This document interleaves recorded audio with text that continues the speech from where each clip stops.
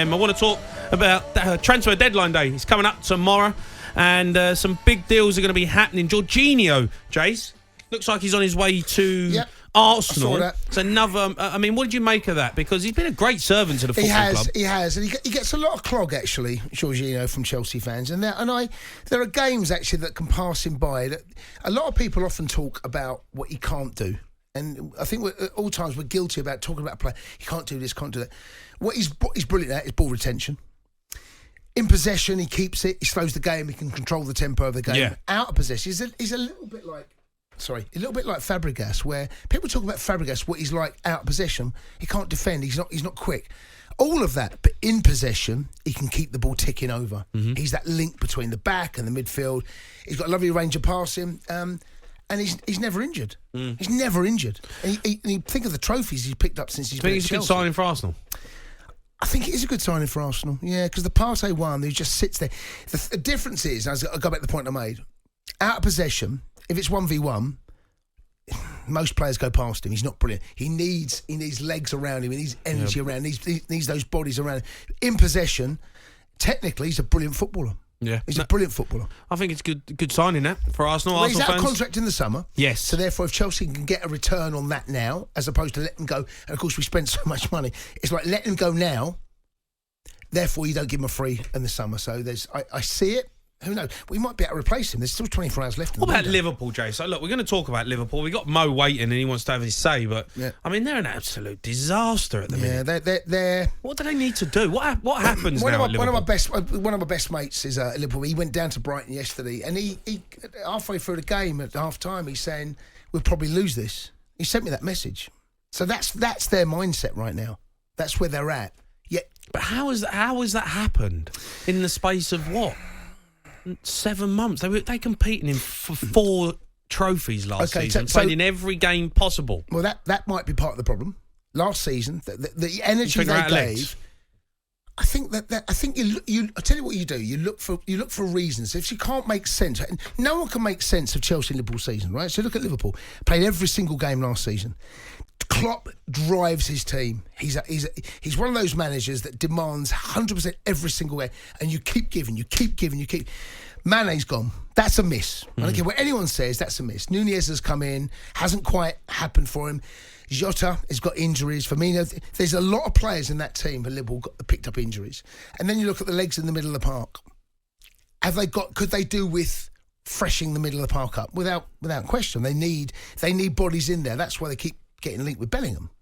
Yeah. And then, of course, Van Dijk, who's been back as well. Yeah. So they've got problems all over the pitch. They do. Yeah. And at the moment, they're on a low ebb. It didn't surprise me Brighton won, you see. No. It's not a surprise. No, they beat 3-0 a couple of weeks ago. They're a good side, Brighton. And they've got energy. They've got legs all over the pitch. They've got legs and they can bite.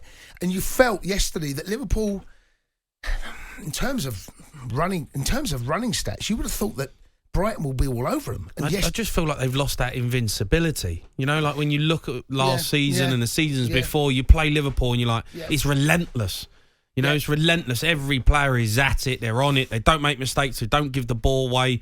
The way they play was just so good. Now I look at this Liverpool side and I think, how can you fall so far off where you were? Yeah, I mean, you can expect one season when you have a dip in form and you end up 5th or 6th and, you know, you get knocked out of a couple of competitions. They might still get there. It's not impossible to think they can still finish in those European places. It's not. You would have thought they'd have a better second half. And Chelsea. There's a number of clubs there going, we need a better second half to this season. And you're talking about Chelsea and Liverpool right there. Yeah, well, you're 10th. Yep. 10th. Yep. You know that, right? Kings of Europe. Kings of the world. Yeah. Let's go to a team who are flying at the minute. Let's go to Courtney, who's an Arsenal fan, right, Courtney? How you doing, gents? You're right.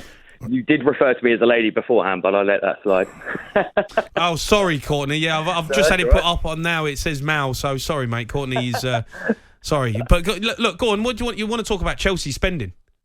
Yeah, I just feel like there's no structure, there's no plan. It's just throwing money. I know they started the whole spending thing years ago. But I just feel like even with Enzo Fernandez, 105 million. Like that's so much money for a player that he had a good World Cup, but then so did James Rodriguez in Can't remember what World Cup it was. Yeah, 18. But I just feel like they're just throwing aimless money. Like, I get it, you want to get better, but I just feel like it's aimless spending at the moment. Yeah, and I think that's the fear. But one thing that you can't deny is that he's not playing games. He's come here, and I'd rather that as a chairman. He's playing Football Manager. But I'd rather that than sitting there on your hands. Wouldn't you? Yeah, of course. But then, I get that. But if you look at, I don't want to go to Arsenal. Obviously, I'm an Arsenal fan. But if you look at Arsenal, for instance, our front three, Martinelli, we signed from 4th tier Brazilian league for $6 million. Mm-hmm. We've got a striker at the moment who's from our academy, and our right winger from our academy. Mm-hmm. We bought a goalkeeper that got relegated like 2 or 3 times from Sheffield United, turned out to be an absolute world beater. Saliba, Gabriel, like these guys. But it ain't your money. But it doesn't bother me. I mean, it's not my money. No, of course, no. I get that it's not your money, but I just feel like there's no structure, and it could go downhill. Yeah, that's the fear.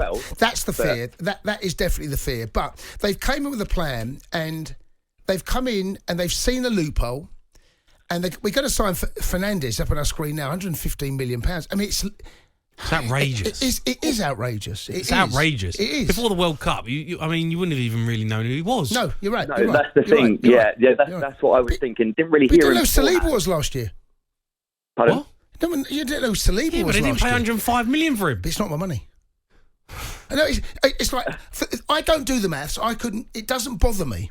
The only concern that I have is that but who would care? Would you? Okay, as a Spurs fan, would you rather be Spurs spending or Chelsea spending? It's like trying to get blood from a stone with Daniel Levy winding me up. The concern is that he's come. So he's found this loophole, which everyone's been in this league for the last 25 years, right? He's come in. He's gone. Do you know what? I can find a way that I can actually massage the numbers to make it work for us. And FIFA have come down, UEFA have come down and said, as from the summer, only 5-year contracts. We're giving these guys... there is a concern. Further down the road, yes, there must be a concern. I'm sure there are people out there, football analysts and financial guys that know what they're talking about, will have a concern about what it might mean for Chelsea. But right now, I want to sign one more for the window shuts. I think, to be honest, for me, I think I'm just being a bit... I've dealt with... When's the last time we won the league? I was like 13 at the time. What Arsenal have done has been remarkable. So much stuff. It has. Yeah. It's very been impressed. No, very it's been happy. remarkable, and you can't help but just admire the way they've gone about it. How they've. Don't do that. Why are you doing that face? Admire. What? Admire. When you're having a great I think you admire. Admire what they're doing. Yeah. Can't admire a club that hasn't won the league since 1961. But, just a little one. I've dealt with. How's Champions League going this year, Courtney? Oh, yeah, it's not going too well. But how's FA Cup? FA Cup going well? Hang on. You have finished above us for the past 6 or 7 years, exactly, but never been in this position. Yeah, exactly. You won the we finished above you, but. Do you know what they done an open top bus for the transfer window back in the summer. They won the window. They won the transfer window. We did. I remember. Honestly, I remember doing that. When was that? September. With the talking window about Spurs have won the transfer window. And then they go and sign Zinchenko and Jesus, and I'm like, wow. That turned out much better than I thought. So look, fair play. They are doing well. It is, and it's it's fair. We give Arsenal credit. What they've done, the way they've gone about it, you have to admire it. They're the best team in the country. They're a good side. They're a really good team, and I enjoy watching Arsenal. It's true. I enjoy watching them. What? Yeah. I enjoy watching Arsenal play. No.